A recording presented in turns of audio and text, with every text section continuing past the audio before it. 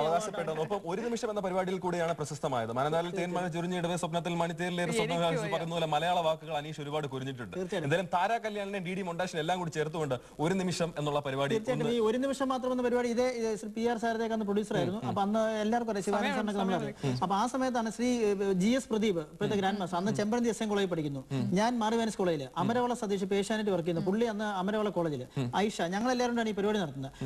എപ്പോഴും പ്രദീപാണ് ജയിക്കുന്നത്, ഞാൻ സെക്കൻഡ് ആണ്. ഒരു പ്രാവശ്യം മാത്രം പ്രദീപിനെ ഞാൻ തോപ്പിച്ചിട്ടുണ്ട്. അപ്പൊ താരാ കല്യാണിനെ കുറിച്ച് പറയാം, അത് കഴിഞ്ഞിട്ട് മാവച്ചും കൂടെ പറയാം. താരാ കല്യാണം എന്ന് പറയുന്നത് നമുക്ക് എല്ലാവർക്കും അറിയാം, കേരളത്തിൽ ഒരു നിറക്കാഴ്ചയായി മാറിയിട്ടുള്ളതാണ്. താരയുടെ ഡാൻസുകൾ എന്ന് പറയുമ്പോൾ കേരളത്തിലെ ഓരോ സ്റ്റേജുകളിലും അതൊരു വൻപിച്ച നിറക്കാഴ്ചയായി മാറി എന്ന് പറഞ്ഞാൽ നിങ്ങൾക്ക് ഇതിനോട് വിയോജിക്കാൻ കഴിയില്ല.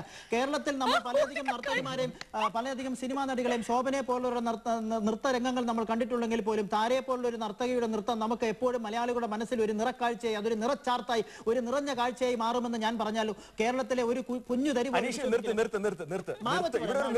ഇവിടെ ഒരു നൃത്തം ആവശ്യമില്ല. കാരണം ഇനി കൂടുതൽ താരാ കല്യാണിനെ കുറിച്ച് പറഞ്ഞു കഴിഞ്ഞാൽ എപ്പിസോഡിന്റെ സമയം അതിക്രമിച്ചിരിക്കുന്നു. എന്തായാലും വളരെയധികം സന്തോഷം. അനീഷിനെ പോലെയുള്ള ഇത്രയും മനസ്സ് തുറന്ന് സംസാരിക്കുന്ന ഒരു വ്യക്തിയെ ഇവിടെ കിട്ടിയതിൽ വളരെയധികം സന്തോഷം. പ്രത്യേക അനുഭൂതി ഉണ്ടാക്കി തന്നു. അതുപോലെ പ്രേക്ഷകർ അത് തന്നെയാണ് നിങ്ങൾ വിശ്വസിക്കുന്നത്. വീണ്ടും അടുത്ത ആഴ്ച കാണാം, ഇതേ ദിവസം ഇതേ സമയം. നന്ദി, നമസ്കാരം.